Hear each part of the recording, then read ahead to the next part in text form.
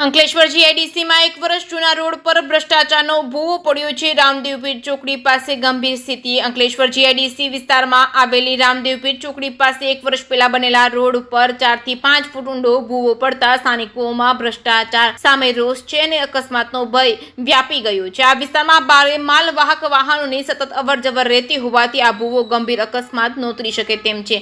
આવો ઔદ્યોગિક વિસ્તારમાં દિવસ રાત ટ્રાફિકનું ભારણ રહે છે। આવા સમયે રસ્તા પર પડેલો આ ભૂવો ગમે ત્યારે મોટી દુર્ઘટના સર્જી શકે છે। સ્થાનિકોને ભય છે રાત્રિના સમયે જો કોઈ વાહન ચાલક આ ભૂવાને જોઈ ન શકે તો તે જીવના જોખમમાં મુકાઈ શકે છે। રાજ્યભરમાં રોડ કામમાં થતા ભ્રષ્ટાચારના અનેક કિસ્સાઓ સામે આવી રહ્યા છે, જેમાં શાળાઓ ધરાશય થવા તેમજ રસ્તાઓમાં ભૂવા પડવાના બનાવો સામે બની ગયા છે।